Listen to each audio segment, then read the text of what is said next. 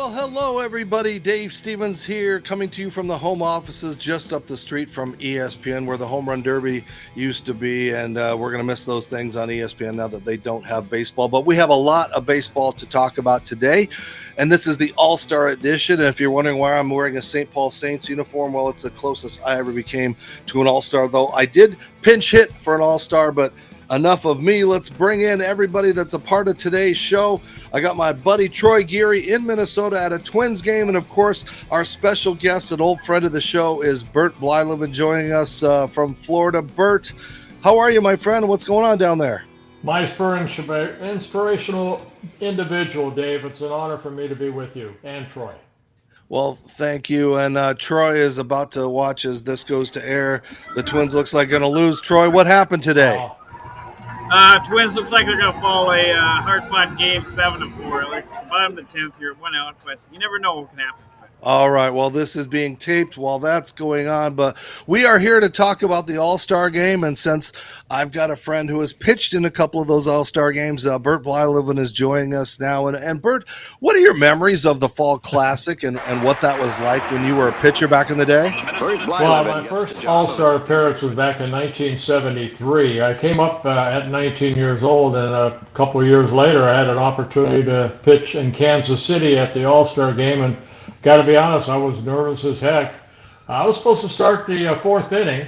I remember Catfish Hunter started that ball game. He got hurt. He got a ball hit off his hand, and Ken Holtzman hurried up and got loose, and he was supposed to pitch into the third inning, but I guess he decided that was enough, 1/3 of an inning, 2/3 of an inning, whatever, and they called me down, and I had to hurry up and warm up, and I think I walked my first two batters, so I gave up, I believe, a couple runs. I ended up getting a loss in that ball game, but it was an honor to be there in Kansas City in 1973. I mean, you lost an All-Star game, and not a lot of guys can say that when it's the best of the best. I mean, do you still wear that badge proudly? I do. You know what? I think I have another one that my next one was 1985, so it was 12 years in between All-Star appearances. That might be the most of anybody as far as being on one, and then finally 12 years later being picked for another All-Star game. Well, as you talked about that, here you are in the Metrodome, which had to be a very special thing to kind of return back there. What are your memories of that? Well, I was wearing a Cleveland Indian uniform. Jack Morris started that ball game. Jimmy Key, I looked it up. Before I came on your show. Jimmy Key started, and then I came in relief and pitched a couple innings. I believe I gave up a couple runs. I didn't get the loss in that ball game, even though we lost to the National League, who, they controlled the All-Star games for a long, long time. The National League did. And Troy is sitting in the press box, and he has a couple of things he wanted to ask you as we again watch these magical moments. It just takes me back to when baseball was fun to watch. Troy? Yeah, Bert, I just want to ask you about today's All-Star game compared to back when you played. I mean, it was a lot more competitive, it seemed, back when you played, and now it's kind of more of an expedition. Guys are on pitch counts and all that stuff. So just kind of your thoughts of today's All-Star game compared to when you were played. You didn't have to mention pitch counts. You know what, 1973, we kind of came in, I think, on Monday, played the game Tuesday, and left Wednesday. We didn't have a lot of the hoopla like they have now. And 1985, I think, was the first All-Star game that they had the home run hitting contest. I know Tom Bernansky, a future teammate of mine with the Twins, won that home run hitting contest. And, you know, when they said they were going to do that, I thought, they invited me to maybe pitch in that home run hitting contest, but they did not, and I was very, very happy I got into the actual game. But I came there as a Cleveland Indian representing the Indians, and then about a month later I became a Minnesota Twin via trade. And Bert, sadly, it still is, I think, the most respected All-Star game between NBA, NHL, football's become flag football. The NBA, they score 200 points. But in those days, you would see Nolan Ryan go three innings pitching, or you would get 2 innings, and you knew you were going to face all the Hall of Famers like that you were potentially going to do. So it really seemed like it did mean something in those years, even though it wasn't for a World Series home advantage or anything like that. But it still seemed like you guys really cared about that Midsummer Classic. Oh, you really did. I mean, it took a lot of pride in being an all-star. First of all, you're very, very fortunate. And then when you get there, you're in a locker room with all the greats. I remember my first all-star game in 1983 or 73. I think the first batter I faced was Pete Rose, and then Joe Morgan, and then I think Cedeno with the Houston Astros. I got to face Hank Aaron. I think he got a base hit off me, which, he only had 3,700 of them. So, but just to play in the All-Star game and play against the National League at that time, which we didn't see a lot because they didn't have the interleague play. So, it was a lot of fun, and took it with a lot of pride. And I wish I could have pitched a little bit better, but it is what it is. And Bert, I mean, what was the caveat? Like, was it like 5,000, 3,000, not like the millions of dollars for the bonuses that you get today? You know what? I have no idea. I don't remember, 1973. If I got a bonus from Calvin Griffith, good luck with that. Maybe he paid for the plane ride.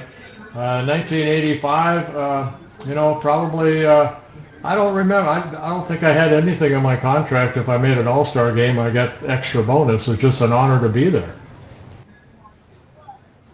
Yeah, Troy? what do you think of all the MLB adding the draft and all that stuff around the All-Star game? Kind of make it a big, more than just not a weekend, but like almost a full week. I know things start on Friday when games are still being played. You got the draft, of course, Sunday, all that other stuff that goes on All-Star week. When you played, it was just really the game.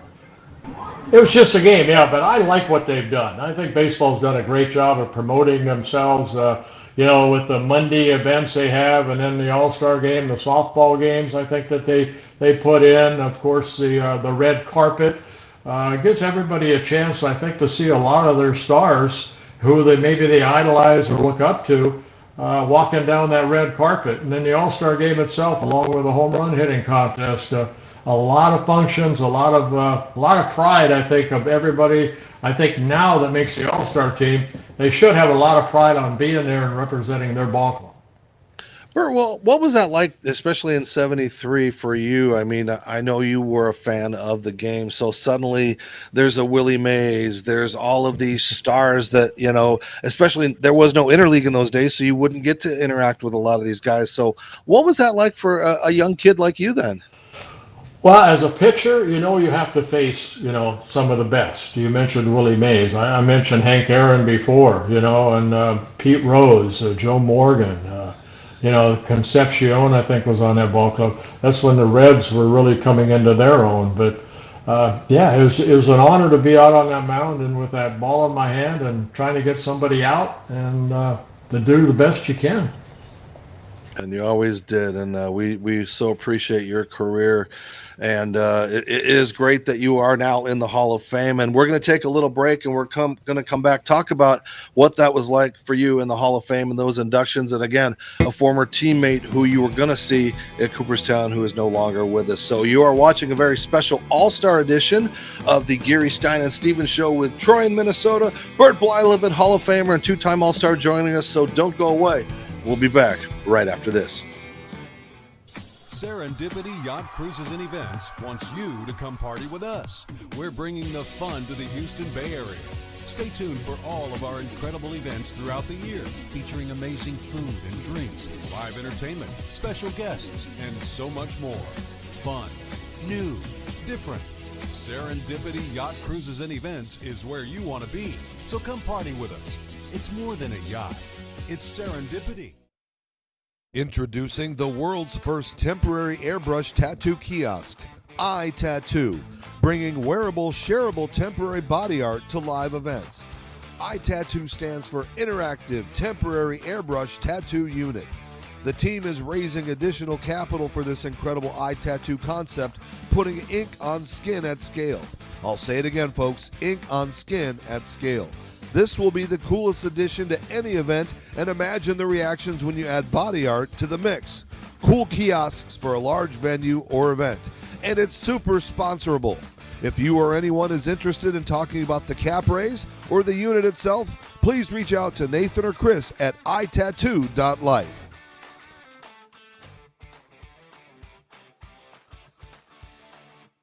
Welcome back to the Geary, Stein, and Stevens show, and we are so excited to have you guys joining us on our journey as we will be at the Atlanta All-Star Game coming up this week. And as Bert talked about, that has really expanded as far as it almost trying to be like the Super Bowl, where it's a big event. And in Bert's days, as he talked about, Calvin Griffin might have paid for his plane ticket. I don't think there was a per diem for your food. Hopefully there was a lot of good food in the clubhouse, right? A lot of good food, yes.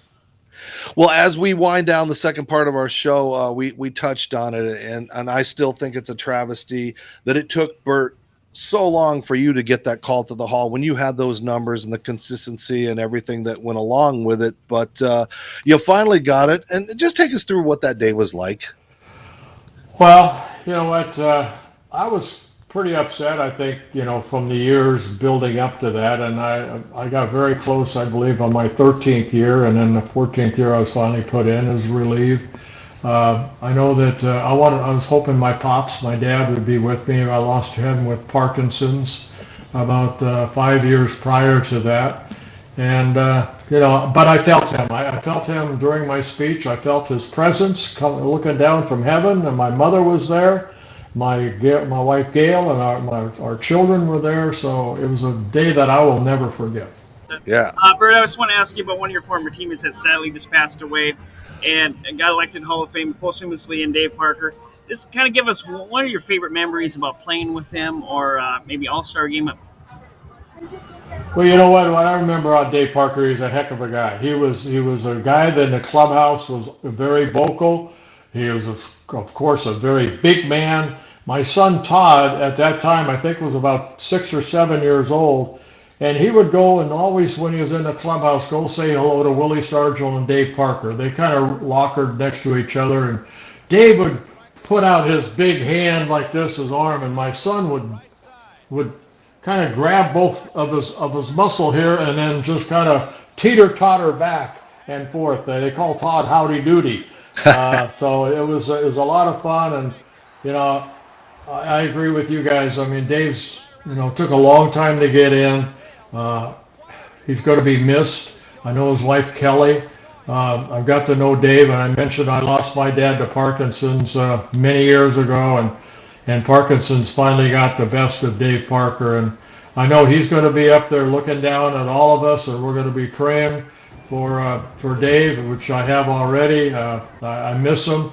He was a great individual. I saw him about a year ago at a card show, and gave him a big hug. And it's sad that he won't be there. I know also Dick Allen will not be there either. So you hate to time passes and we lose a lot of loved ones. And Dave Parker was definitely somebody that we loved. Yeah, we're watching two of the great plays from that 79 All-Star game where he gunned out a Jim Rice at third, and then he made this great play that saved the game for the National League. Gary Carter with that tag, and again, Gary Carter no longer with us. And man, the Cobra, he had such a great arm, but he always, I talked to you earlier, Bert, about what that team was like, that whole We Are family. It was the first World Series I ever watched with my dad. It was the only World Series I watched with my dad when you guys came storming back when everybody thought you guys were down and out, and suddenly Sister Sledge is playing and We Are Family's rocking the world, and you're watching Rennie Stennon and Omar and Tekulve and Candelaria and you and all the guys just kind of rebrand and just no one even knows who lost that World Series. They know that the Pirates came back and won, and you and Dave were a big part of that. Well, you know what? I think about that World Series. We're led by a great manager in Chuck Tanner. He let us be us. And we had a lot of veterans in that clubhouse. Jim Rooker, Ed Ott, Phil Garner, Tim Foley, Bill Matlock, Omar Marino out in center field. Of course, Bill Robinson in left, Lee Lacey, Steve Nicosia behind the plate with Manny Sanguillen. And our pitching staff, we were anchored at the end by Kent Tekulve, who has really kind of Hall of Fame numbers too. So played with a lot of great players in 1979. But I think what made that is if we lost a ball game, Willie Stargell or Dave would go over to the jukebox that we had or radio, and he'd turn it up louder. Let's go, boys. It's behind us. Let's win tomorrow. And that's the attitude we had. And even though we were down 3-1 to the Orioles, we came home and we knew we won, at home in Game 5. We had to go back to Baltimore. We jumped on Willie Stargell and everyone else's offensive back. Bibby pitched a great game. Candelaria pitched a great ball game. Jacoby got the saves that he had to, and we won the World Series, first World Series I was in. Speaking of Twins, I just want to ask you about your broadcast partner for a long time, Dick Bramer, just retired. Kind of give us some thoughts on working with Dick and what it was like doing Twins games with him. Dick was great. You know what? I don't think anybody in baseball, as far as the Minnesota Twins, knows baseball Twins history better than Dick Bramer does. And I worked with him for 25 years. We became real good friends. We saw two of his little babies being born, Eric and Hannah, and now they're grown up. And time guy goes too fast. But Circle Me Bert and all the things we did in Minnesota. It's a fans game. I think we had a lot of fun doing it, and Dick Bramer was a big part of that. Yeah, I miss you doing the games. Thank you. We don't get enough of those guys that played the game that are now. They're just throwing in people left and right, especially, in the major leagues. Like I kind of lost interest in baseball a little bit anymore because you don't get those guys that are playing 8, 9, 10 years with the same teams. They're 1 year here, 1 year here, going to New York. I'll go play for the Mets this year. I mean, it's not that same as when we were kids. And it's been so great to get to know you, Bert, on a personal level, but also to appreciate one of the greatest curveballs in the history of the game. I don't think that you're recognized. So my long-winded question is, we just watched Clayton Kershaw get that 3,000th strikeout. Mm-hmm. There are so many guys that are so far behind. Are we ever going to see another 3,000 strikeout person? You had 3,700. Well, it's a different game, of course. I think Troy mentioned the pitch count, or you did, Dave, earlier. Starters only go 5 or 6 innings, and they're bigger and stronger. They pitch every 5th day, where we pitch. I know when I came up in 1970, we pitched every 4th day. I don't understand the pitch count. You can't put everybody under one hat. I'm not going to put Joe Ryan under the same hat as maybe the 4th or 5th type starter, or Lopez for the Twins. I'm going to let them go 110, 120. I'm going to let them get in to the 7th and hopefully 8th inning, to where that bullpen isn't worn out by August. And but that's the way that the analytic department feels that in the game today, that's the way it has to be run. So I think a lot of managers, go that direction. Absolutely. I'll tell you one thing, though. They take me out with a no-hitter going like that young man in Yankee Stadium at 103 pitches. There would have been a fight in the dugout. Well, speaking of no-hitters, you had a no-hitter in your last start for one of your teams. I mean, tell us a little bit about that. Well, that was Texas Rangers. I've just come off the disabled list. I had pulled a groin muscle, and I missed some time with the Rangers. And they're actually Texas. They were in Anaheim, and that's where I was living at the time. And I went out to the ballpark. I told Billy Hunter, the manager, that I felt I could pitch. They had an open spot. Ended up pitching and re-aggravating the groin in the 9th inning. But I got my no-hitter, and everything fell into place. I had pitched, I had 60 shutouts. There were a lot of times that I had better stuff, but that day it seemed like the angel hitters, and there was a lot of good hitters on that ball club, were hitting the ball right at my defense, and lo and behold, I ended up pitching a no-hitter. Troy? I was going to ask you, I mean, you kind of talked about, your curveball, but where do you think your spin rate would rate now in today's game? I don't know. I'd like to find out what it is. I'd like to know what my velocity was, because it seems like everybody's throwing 98 to 99, and, Nolan Ryan, I think they probably, in this era, he'd probably be throwing 110. But instead of, I think, 88 to 92, usually where I pitched, I was probably 91 to 94. In today's game. It's changed a little bit that way. I kind of watch as I go down the highway, because they got these guns, and if they're juiced, my 45 is all of a sudden 50, and I might get a ticket. Well, I created my MLB The Show guy with you as my pitcher. So even though in the MLB The Show I have legs, I'm throwing a Bert Blyleven curveball. So I'm enjoying Get on that. top. But, Get on top. there we go. So let's take a look at who's playing in this game. Bert, if you want to comment on any of the guys that you enjoy watching. Troy, why don't you go over some of them? Yeah, I mean, for the American League, we have Cal Raleigh, who leads the league in home runs, catcher, 35 home runs, first-time All-Star. So he'll be exciting to see. I know he's had a great year. Vlad Guerrero, consistency with his selections. I think this is number 9 for him. And a lot of young guys. I mean, Jacob Wilson, pretty good shortstop. Gleyber Torres, who's been around the league, and then you got consistency like Aaron Judge, and then a couple of young guys, Riley Green and Javier Baez has a resurgent year this year with the Tigers, and they're doing great.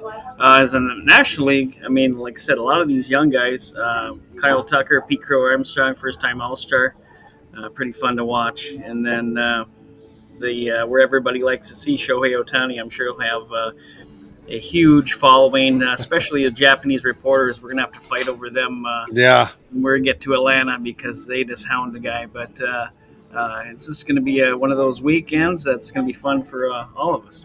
And Bert, we talked about Ohtani. Does it amaze you? Is he the greatest player you've ever seen? I mean, you were around Willie Mays and Hank Aaron, and they weren't pitching. Well, yeah, I mean, Ohtani is a special individual, but think about Hank Aaron. People say, who was the greatest player ever? I look at Hank Aaron because you take away his, 715 home runs, whatever it was, he still had over 3,000 hits. Willie Mays was a great player. Troy, I got to ask you, did Bobby Witt made from Kansas City Royals? I like him a lot. I think he did. Do we have the list, Dave, yet? They're just starting to come out. They've added guys like it looks like they've added Clayton Kershaw. That must be like a special retirement selection thing because I don't think he's got the numbers to be an all-star. But did Byron Buxton make it? Let's see. De La Cruz is there. Backups: Hunter Goodman, Schwarber, DH, Corbin Carroll, American League, National League. Will Smith, National League. Yeah, they haven't announced. Again, we are taping this, so we can put this up a little bit later as far as who the. Yeah, I mean, Buxton deserves it. As you know, Bert, you've been watching him from afar, and I think Joe Ryan should get him too for the. I agree. And then also Griffin Jacks is having a very good year out of that bullpen, or Duran. They've got some good arms up, but every ball club now has a great bullpen. That's true. But again, as you talked about, those are the guys that they're spot starting, relief pitchers and things like that. So, Bert, as we leave you with, I have one question as we end up, and again, thank you for your time. Is the game still fun to watch for you? I mean, I know you're involved with the kids and the camps and with the Twins and everything like that, but is it still an enjoyable, fun game to watch? It is. I could still stop off and watch a Little League game, on the side of the road if kids are playing.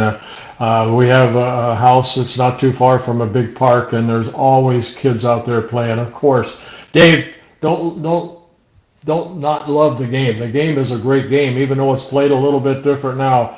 It's still 90 feet, to each base. It's still 60 feet, 6 inches. And you fall in love, I think, with the ball club. You fall in love with certain players that you admire, even though sometimes they get traded from here to there, but never fall out of love for the game of baseball. It's the greatest game in the world. Absolutely. And could you fathom the contract you would have in this day and age? Well, if Calvin Griffith was the owner, I'd still be Well, Bert. You know what? I went through 8 different lockouts and strikes, and I hope that these players today, the current day players, and I think the Players Association, the Alumni Association, they do a good job of trying to tell these young kids the history of the game from the first strikes that we had in the early 70s all the way, sad to say, in 94.